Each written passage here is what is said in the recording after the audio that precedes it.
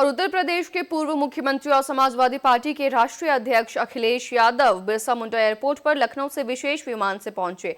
गुरुदेव शिबू सोरेन के श्राद्ध कार्यक्रम में शामिल होने के लिए रांची से निमरा के लिए रवाना हुए। एयरपोर्ट पर सैकड़ों कार्यकर्ता उनका स्वागत किया और साथ ही झारखंड सरकार के मंत्री संजय यादव, पूर्व मंत्री बंधु तिर्की ने एयरपोर्ट पर स्वागत किया। सपा प्रमुख अखिलेश यादव ने कहा, जो व्यक्ति जल जंगल जमीन से जुड़े रहे हैं, ऐसे बहुत कम नेता है जिन्होंने अपनी पूरी जिंदगी यहाँ के आदिवासी के लिए लगा दिया है। शिबू सोरेन जैसा नेता बनना सबके बस की बात नहीं है। इन्होंने पूरी जिंदगी संघर्ष किया है। हेमंत सोरेन जी से आज मिलने आया हूँ। शिबू सोरेन जी के रास्ते पर चले और झारखंड का भूतपूर्व विकास हो रही, यही सच्ची श्रद्धांजलि होगी। और वहीं एसआईआर मामले पर अखिलेश यादव ने कहा कि यह 1 साल पहले भी ला सकती थी, लेकिन ये अभी क्यों लाई गई है, क्योंकि पता है कि बिहार विधानसभा चुनाव को देखते हुए इसे लाया गया है और ये सब समझ आ रहा है। पहले ये हक चोरी करते थे और अब ये मत चोरी करने के काम में लगे हुए हैं। और वहीं तीसरा मुद्दा जो है फतेहपुर मामले पर कहा कि बीजेपी की विचारधारा पूरी तरीके से अंग्रेजों से ली गई है। फोटो वीडियो में जो लोग भी दिखाई दे रहे हैं उन सबको चिन्हित कर कार्रवाई करनी चाहिए। झारखंड मुक्ति मोर्चा और झारखंड के बहुत बड़े नेता शिबू सोरेन जी जब नहीं रहे, वैसा नेता जो जल जंगल जमीन से जुड़ा हुआ दीपक थोड़ा नीचे। शिबू सोरेन जी ने आदिवासी भाई बहनों की तकलीफ, परेशानी और अन्याय जो उनके साथ हुआ, उसके लिए जीवन भर संघर्ष किया। ऐसे बहुत कम नेता हैं जिन्होंने अपने पूरे जीवन में एक पार्टी खड़ी की हो, नया प्रदेश बनाने में संघर्ष किया हो और अपनी अगली पीढ़ी को वो विरासत के रूप में देखे गए हों। आज मैं झारखंड मुक्ति मोर्चा और झारखंड के मुख्यमंत्री हेमंत सोरेन जी से मिलने आया हूँ। उनके इस दुख में मैं शामिल होने आया हूँ। भारतीय जनता पार्टी का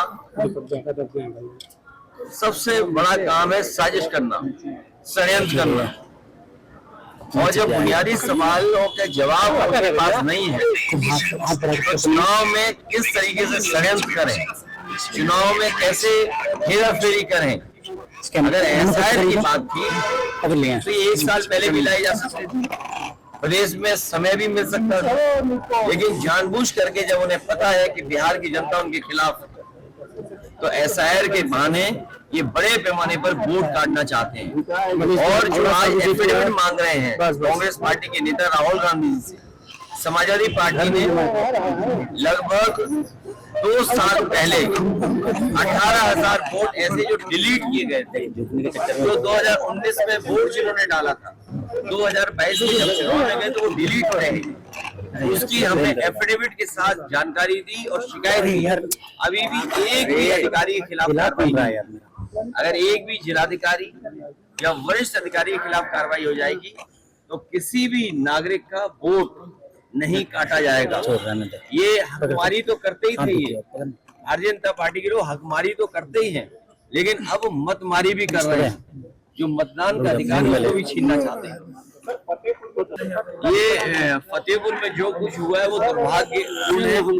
और भारतीय जनता पार्टी पे जब अपनी उपलब्धियां खत्म हो जाती हैं तो उनका वो सोची समझी जो रणनीति है जो अंग्रेजों से लिया उन्होंने, भारतीय जनता पार्टी की पूरी विचारधारा अंग्रेजों से दी गई है। डिवाइड एंड रूल, हिंदू मुसलमान के बीच में नफरत फैलाना। अगर हम हक की बात करें तो हिंदू मुसलमान को आगे कर देना।